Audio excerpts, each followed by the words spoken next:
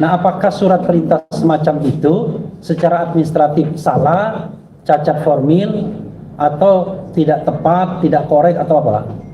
Apakah bisa dibenarkan? Artinya di dalam surat perintah penahanan dikatakan bahwa dia harus diperiksa dalam 1 x 24 jam begitu? Iya, setelah ditahan. Ada tertulis begitu? Tertulis misalnya. Tertulis. Ya nggak ada kesalahan. Nah, kesalahan lagi kan? Oke, Kalau ya. misalnya dia mengatakan... Sudah, cukup di situ aja, cukup. Sudah, ya, cukup.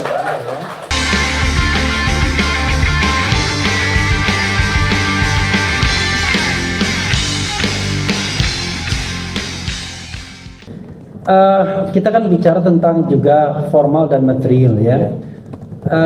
Ketika secara formal surat penangkapan dan penahanan itu harusnya tunduk pada undang-undang yang lama 881, tapi kemudian yang dibuat ternyata pasal-pasal dalam undang-undang yang baru, apakah secara formil surat penahanan dan penangkapan itu tidak cacat yuridis? Maksudnya di dasar hukumnya? Iya. Ya, suatu kesalahan, ya ada cacat. Bukan oleh penyidik, ya, atau aparat penegak hukum, bisa siapa saja, bisa jaksa juga. Kemudian dilakukan permohonan pra peradilan. Apakah ada perubahan objek dari pra peradilan yang lama dengan pra peradilan yang baru? Objek pra peradilan di pasal 77 KUHP yang lama dan pasal 158 KUHP yang baru. Apakah ada perbedaan di situ? Coba bagaimana pertanyaannya, Pak pemohon? Apakah ada perbedaan objek pra peradilan di pasal 77 KUHP yang lama dan pasal 158 KUHP yang baru? Apakah saudara bisa jelaskan apa perbedaan dari kewenangan lembaga pra peradilan? Ada tadi, ketetapan misalkan sekarang ada, pembantaran penahanan ada, adu delay ada, upaya paksanya intek ya, upaya paksa tadi 77 tidak ada misalnya penyitaan, tapi sekarang sudah ada penyitaan karena putusan Mahkamah Konstitusi, kemudian dikodifikasi di KUHP yang baru. Baik, saudara ahli, mungkin saya mau membacakan saja kewenangan lembaga pra peradilan di pasal 77 KUHP yang lama ya, saya tidak usah baca tapi saya katakan saja. Salah satunya adalah menguji sah tidaknya ya, upaya paksa penangkapan, penahanan, penghentian penuntutan, penghentian penyidikan dan seterusnya. Ternyata di pasal 158 KUHP yang baru justru juga tidak ada perubahan yang signifikan, hanya ditambahkan saja, yaitu termasuk juga di dalamnya penggeledahan dan penyitaan.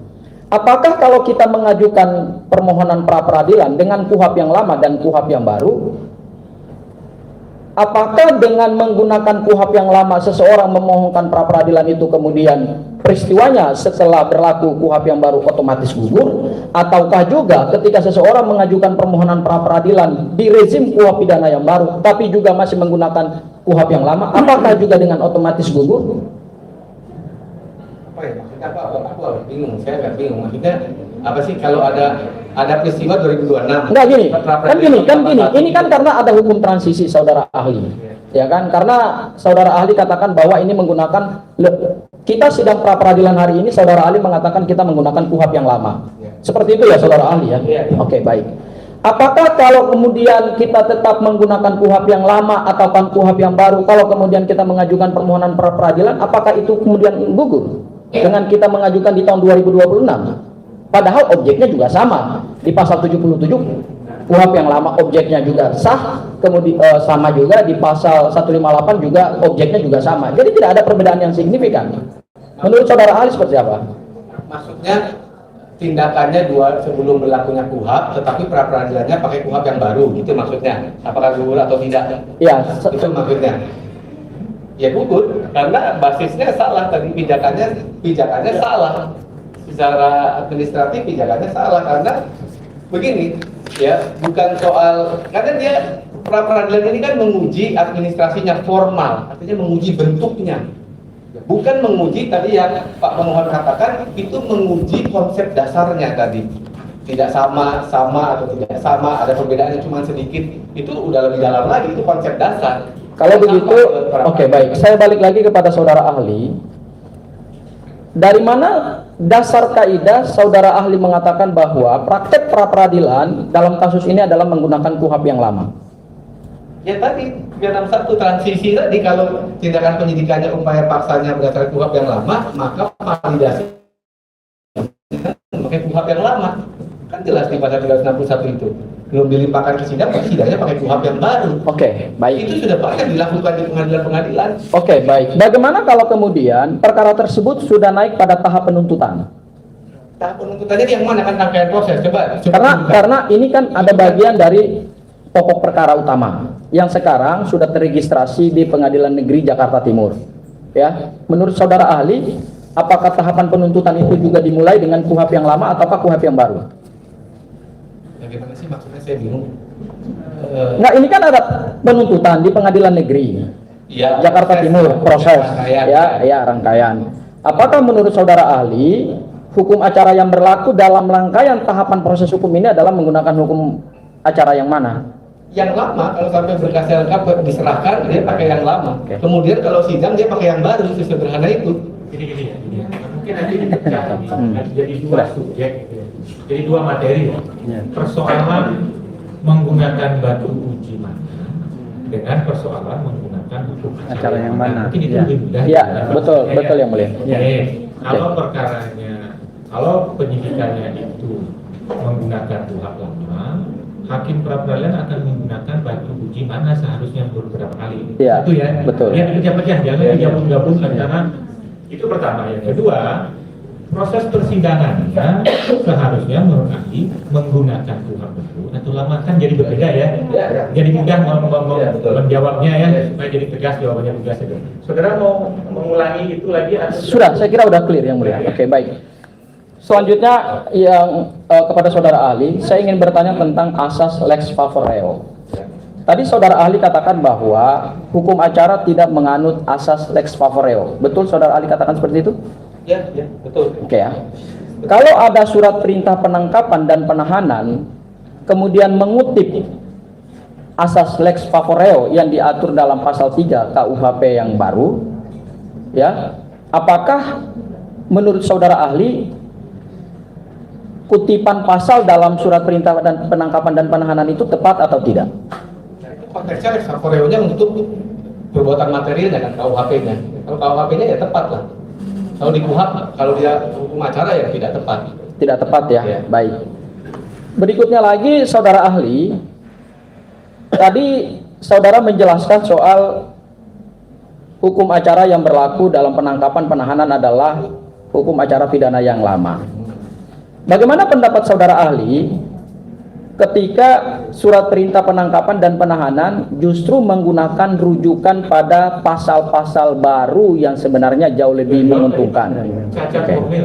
Cacat formil ya. Ya. Berarti saya minta penegasan sekali lagi, cacat formil ya. Ada kesalahan, tapi apakah kesalahan? Enggak, saya cukup aja di situ, cacat formil ya. Baik, cacat formil. Oke, terima kasih saudara.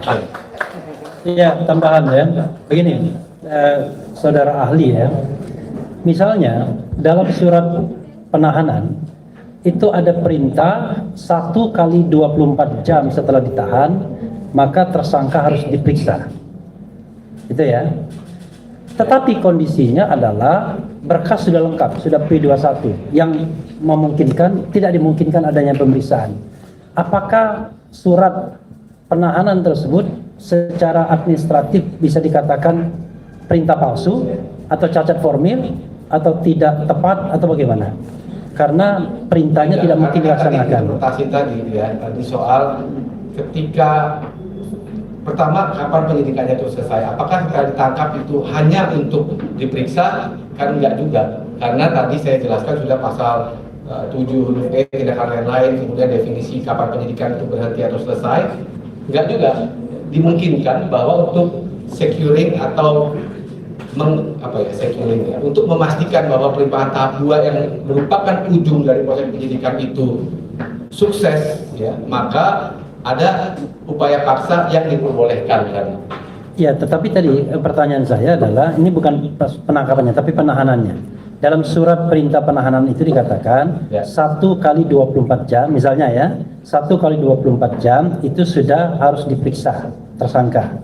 Tetapi kondisinya adalah berkas sudah P21 dan tinggal menunggu pelimpahan.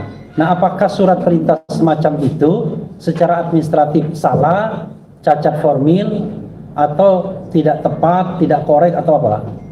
Apakah bisa dibenarkan? Artinya di dalam surat perintah penahanan dikatakan bahwa dia harus diperiksa dalam 1 kali 24 jam begitu. Iya, setelah ditahan. Ada tertulis begitu. Tertulis misalnya. Tertulis. Ya nggak ada kesalahan. Nah, kesalahan lagi kan? Oke, Kalau ya. misalnya dia mengatakan Sudah, cukup di situ aja, cukup. Sudah, cukup. Kemudian nah, ini ada juga misalnya dalam surat perintah penahanan misalnya disebutkan bahwa tersangka ditempatkan di rumah tahanan Polda Metro misalnya. Dan itu tercantum secara jelas di dalam surat perintah penahanan. Tetapi faktanya ternyata tidak, sama sekali tidak. Nah, apakah misalnya dari penyidik yang dia tidak prediksi sebelumnya soal kesehatan, padahal ya dia diwajibkan memastikan penahan orang kesehatannya terpenuhi. Itu kan ada treatment for prisoners kan juga ada di dalam undang-undang masyarakatan kita. Nah, artinya ketika ada perubahan dinamika situasi, ya dia bisa saja dia melarikan itu misalnya ke rumah sakit ngecek kesehatan karena itu syarat utama. Itu pertanyaan pertama kalau dia mau melimpahkan. Begitu. Oke, bentar. Satu lagi. Karena Anda Sekuhab yang lama ya, saya tidak bisa tanya Sekuhab yang baru ini ya. Oke, ini aja. Surat perintah penahanan itu mencantumkan 4 laporan polisi. Ya, 4. Sedangkan berdasarkan keterangan pada saat pelimpahan tahap 2, diketahui bahwa hanya 1 LP yang menjadi dasar berkas perkara. Dan 3 LP lainnya sudah tidak lagi menjadi bagian dari berkas perkara. Selain itu, pasal-pasal yang